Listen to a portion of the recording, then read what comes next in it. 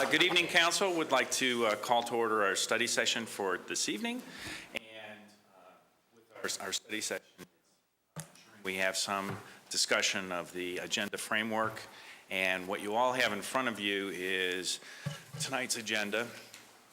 It has some amendments to it, and also there will be a quick request for some of your indulgences. It mostly follows the framework that Councilmember Cole had suggested.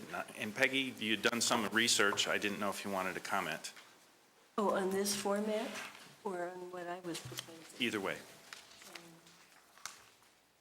Well, I'm comment first maybe on my regular speaker's not here. Would it be okay? Yeah. Yes. So I thought about what goals we were really wanting to continue, so forth. And that would be including giving adequate time to citizens to speak in timely ways on issues on the agenda. So I was trying to, different from this, and I did bring copies of what I sent you, Phil, if I can share those. So let me just pass those around.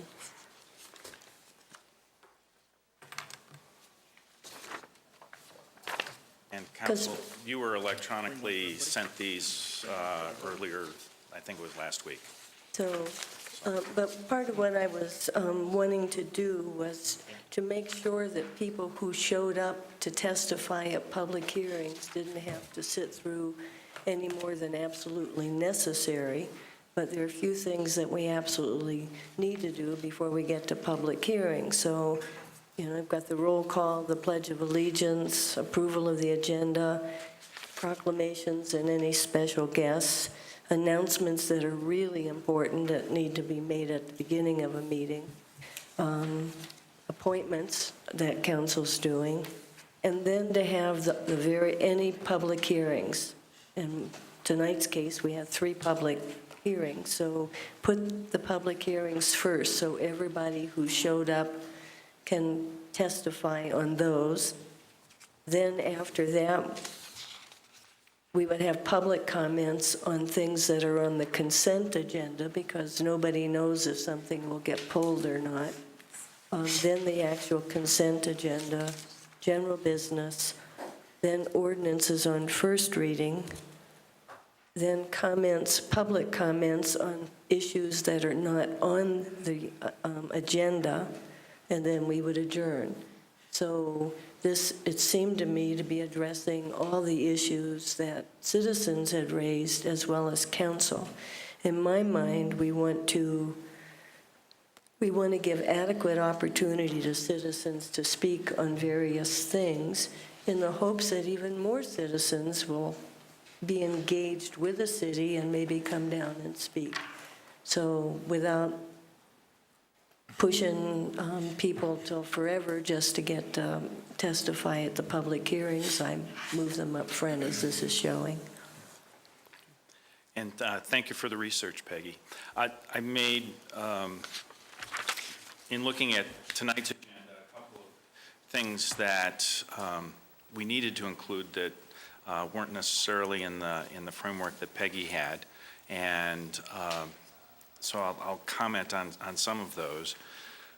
Certification of the minutes with Kristen's, or excuse me, the city attorney's consent are now included within the consent agenda item, and so that takes that off of our regular agenda on that. As we do appointments regularly, or irregularly, excuse me, rarely, to include appointments when they're appropriate, but there aren't any appointments tonight, so it's not recognizing any of that. As far as council comments, reports, and the opportunity to actually refer items to staff, put that at the absolute end, so if anything does happen at the meeting, and so you'll see that as agenda item 9 right before adjournment. And then rather than trying to deal with the mechanics of changing the time clock, leaving all of the public comments at 3 minutes. And so you'll note that in the agenda for tonight.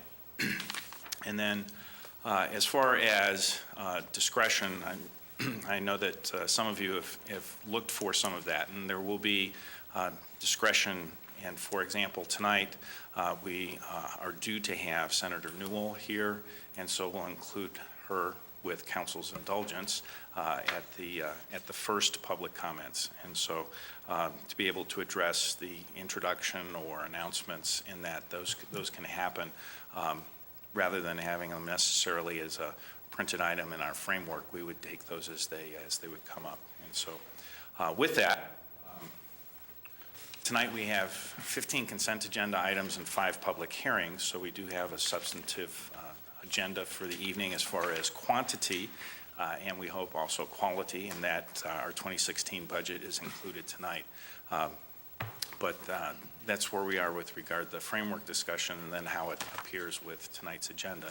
And as folks wanted to have some discussion, open the floor and see who might want to comment. Debbie?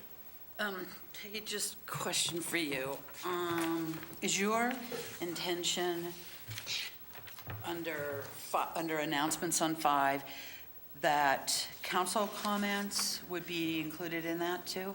No. Or where are Maybe those? some at the end of the meeting. At the end of the meeting, okay, good.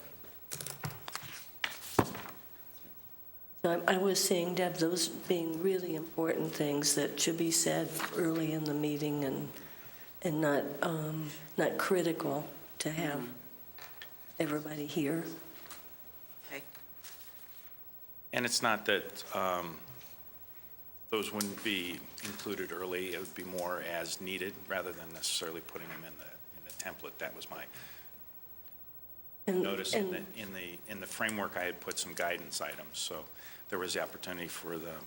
And Phil mentioned I'd done research. I researched quite a few cities, and some cities don't have public comment at all, I mean, except for public hearing things. But it seemed to me that Littleton has not just a unique downtown, but a unique community, a whole community that we don't have to do or not do something just because other people do or don't. And over the years, I think citizen comments have been valuable, but putting them in a place that doesn't make people have to wait 45 minutes or an hour before they get to speak at a public hearing seemed to me a better way to go. So, Other comments? Bruce? Yeah,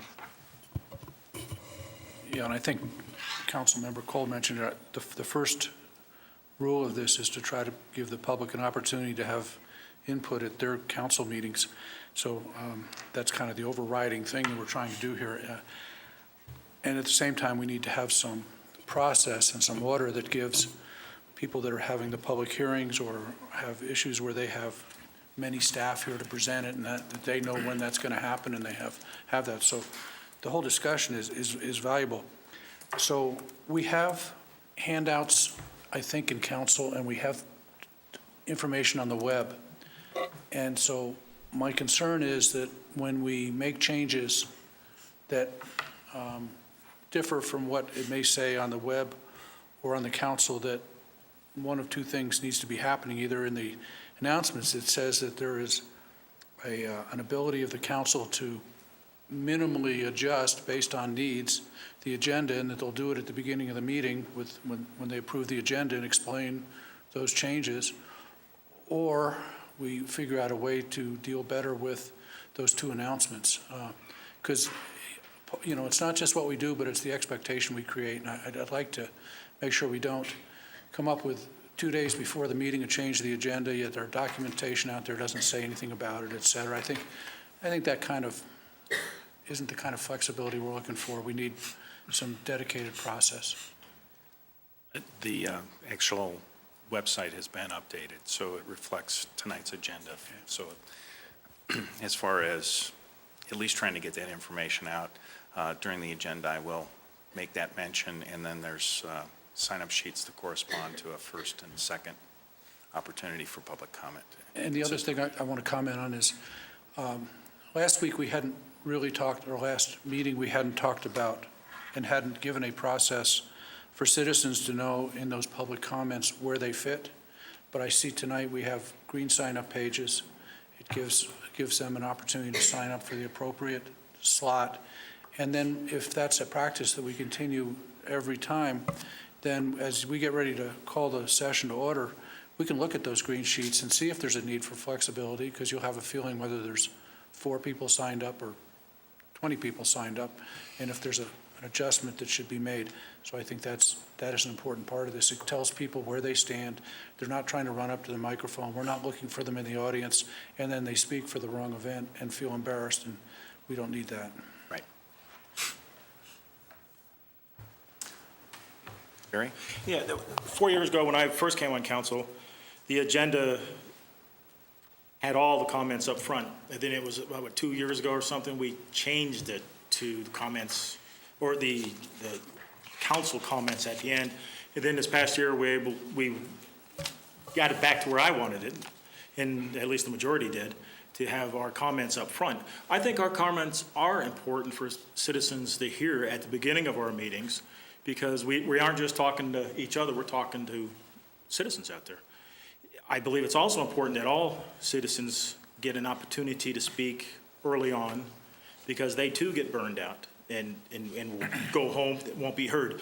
And I hear, well, they can send us email, but that isn't the same as folks getting up there and being heard by the public. Also, we put into our legislative rules that we'd end by 10. I think since that has been in there, we've never ended, but maybe one time, after 10 o'clock, and that was just barely after 10 o'clock.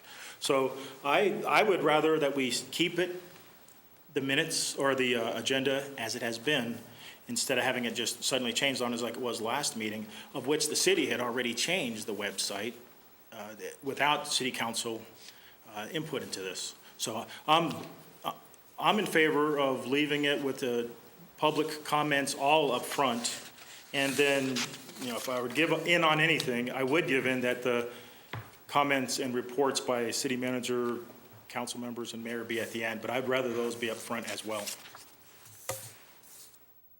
Could I, just to clarify, Jerry, so you take, if we were looking at Councilmember Cole's suggestion, you just take number 12 and you would move that back to the beginning.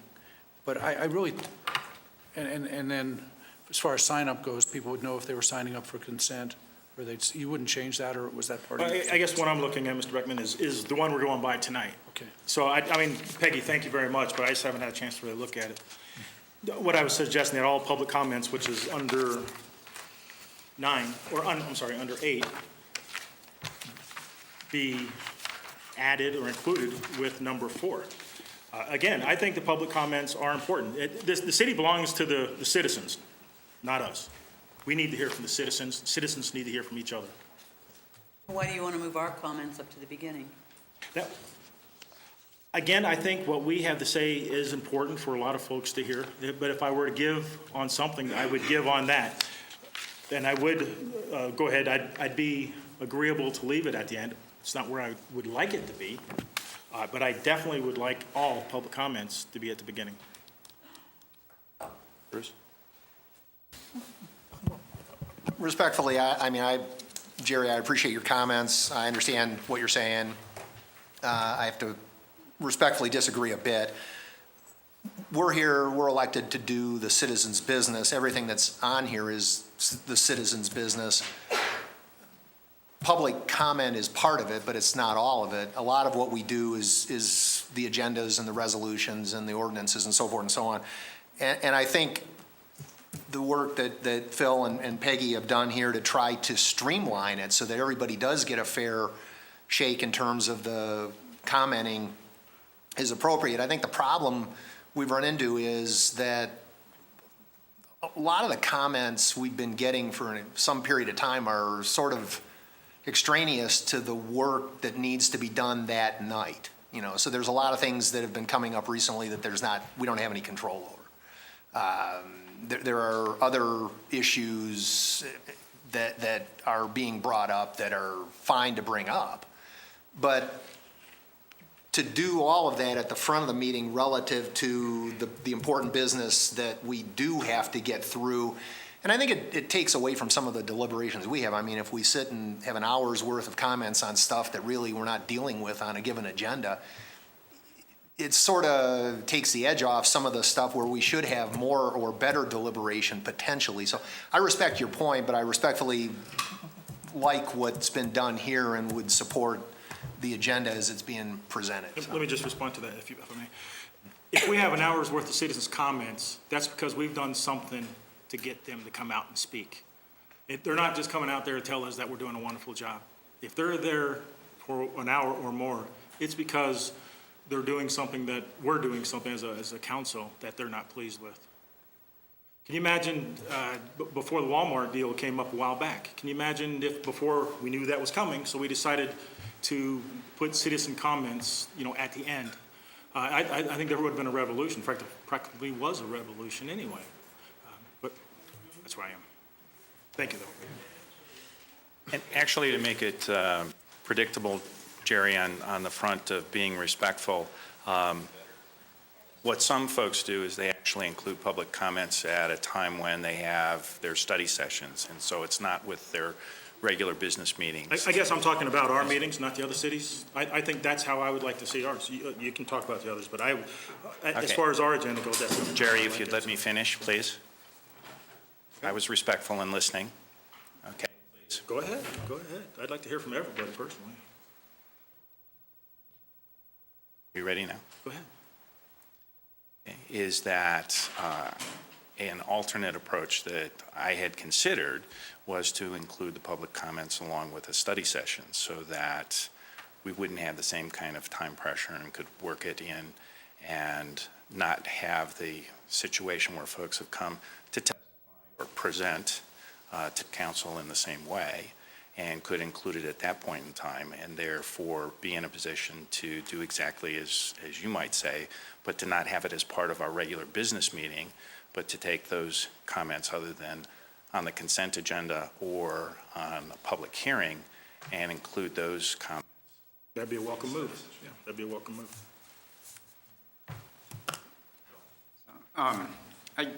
There's a little bit of discussion about structure versus discretion on this, and I think that's well merited, and Mr. Beckman and Mr. Stallman alluded to that. And I think also Bruce Stallman, I think it's a very good point that we really need to have good time to concentrate on some of the things that we want to move forward well, like planning issues and the real hard work of policy and looking forward. That said, I mean, one of the things we really want to do is encourage people to come and testify in front of council. And I look to encourage new people to come and testify. And I think, when I've testified in front of council numerous times, and I do a fair amount of public speaking, and it's always intimidating to get down there in the pit and look up at the Grand Maharajas and try to speak. And it's just not a fun thing to do. If somebody has something new that they want to talk about, if somebody has a unique idea, I want to have them come and get it done with in a way that facilitates that. It's an invitation to testify in an effective manner. So I really favor keeping it up front. I think when, watching council meetings, that and council comments are a lot more interesting than pick an agenda item talking about a resolution of the governing body of the Littleton City Medical and Transport Enterprise. I mean, for somebody who has drummed up the courage to come and talk to council, to have them wait through 2 or 3 hours of blada, blada, blada to them is, I think, sends a message that we don't want to hear them. And that's not the message. We want to hear them. And we've chatted about this, and I know everybody's trying to get a way to get that message out most effectively, but I think it's most respectful of the citizens, what it takes to testify as a citizen, to do it up front. I do, though, support the fact that if we have a particularly dicey agenda coming up, like let's say Walmart knocked on the door this afternoon and they're coming back, they're going to take Breckenridge Brewery down, not really. They're going to come back in and we know there's going to be a room full. It's going to be a thing that we could announce a couple weeks ahead that we're going to suspend public comment for that night. We'll resume it at the next available meeting. I think that would be fine. Well, for the next couple of meetings, of which we do have, at least it was dicey the first time we considered it, which was the smoking clarification with regard to boundaries, is at our next regular meeting on November 3rd, is being at a point where we can deal with the budget hearings and deal with our 5 public hearings tonight, allowing folks that opportunity. And so that's where I'd like to leave it, at least for the evening, and then show you some discretion early. I'll ask for indulgence with regard to listening to Senator Newell, presuming she's going to be here. At least that's her plan, as she indicated. So with that. So I do wonder, Phil, about your suggestion about study session. It would seem to me potentially we could have opportunity at regular meetings and at study sessions. Because sometimes people are going out of town or who knows what, so it's just the idea of giving some time. I'm not thinking it would be a long time each time, but maybe toss those in too. Let's see, Bruce, did you have something else? Yeah, to say? just kind of to slice and dice this. So are we agreeing then that the discussion, public comments that are just on city-related issues but not on the agenda are 3 minutes, and that the consent items would be 4, or was it what you said, 3 and where you were looking for this 3 for each? I didn't catch that we all got That's what that. we did at our last meeting as well. And then I think, and then the other one is, I do like the green sign-up pages. So however we proceed with this, that I think really makes a difference. We're trying to make it at least as clear as thin mud, anyway.